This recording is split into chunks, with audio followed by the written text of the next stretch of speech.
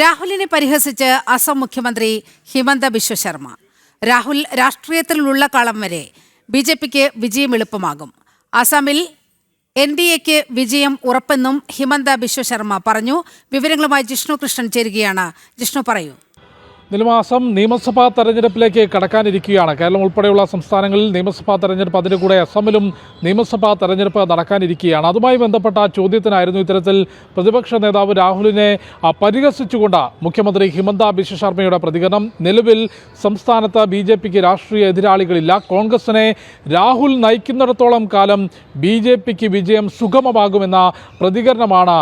ഒരു പരിധി കടന്നുകൊണ്ട് രാഹുലിനെ പരിഹസിച്ചുകൊണ്ടുള്ള പ്രതികരണം കൂടിയാണ് ഹിമന്ത ബിശ്വ ശർമ്മ നടത്തിയിട്ടുള്ളത്. കൂടാതെ അദ്ദേഹം വ്യക്തമാക്കിയത് കോൺഗ്രസിന് യാതൊരു തരത്തിലും ജനങ്ങളുടെ മനസ്സറിയാൻ സാധിച്ചിട്ടില്ല. കഴിഞ്ഞ തവണ 75 സീറ്റുകൾ നേടിക്കൊണ്ടാണ് 126 അംഗ നിയമസഭയിൽ അസാമിൽ 75 സീറ്റുകൾ നേടിക്കൊണ്ടാണ് NDA ഭരണം നേടിയത്. എന്നാൽ ഇത്തവണ അതിലും മികച്ച മൃഗീയ ഭൂരിപക്ഷം NDA നേടും എന്ന പ്രഖ്യാപനം കൂടി ഹിമന്ത ബിശ്വ ശർമ്മ നടത്തിയിട്ടുണ്ട്. അസമിൽ വലിയ മുന്നേറ്റമായിരുന്നു BJP കഴിഞ്ഞ കാലങ്ങളിൽ നടത്തിയിട്ടുള്ളത്. നേരത്തെ വടക്കിഴക്കൻ സംസ്ഥാനങ്ങൾ അടക്കി ഭരിച്ചിരുന്ന കോൺഗ്രസിന് പല സംസ്ഥാനങ്ങളിലും, അസം ഉൾപ്പെടെയുള്ള സംസ്ഥാനങ്ങളിൽ ഭരണം നഷ്ടപ്പെട്ടു. അവിടെ യാതൊരു തരത്തിലും നിലനിൽക്കാൻ സാധിക്കാത്ത അവസ്ഥയിലാണ് നിലവിൽ കോൺഗ്രസ് ഉള്ളത്. അതുകൊണ്ട് വരുന്ന തെരഞ്ഞെടുപ്പ് കോൺഗ്രസിനെ സംബന്ധിച്ച് ഏറെ നിർണായകമാണ്. അതിനിടയിലാണ് രാഹുൽ കോൺഗ്രസിനെ ഭരിക്കുന്നിടത്തോളം BJPക്ക് വിജയത്തെക്കുറിച്ച് മറ്റൊരു ചിന്തയുടെയും ആവശ്യമില്ല എന്ന പ്രതികരണം മുഖ്യമന്ത്രി ഹിമന്ത ബിശ്വ ശർമ്മ നടത്തിയിട്ടുള്ളത്. അടുത്ത ദിവസം NDAയുടെ നേതൃയോഗം, സീറ്റ് വിഭജനവും സ്ഥാനാർത്ഥി നിർണയവും ഉൾപ്പെടെ തീരുമാനിക്കുന്നതിനായി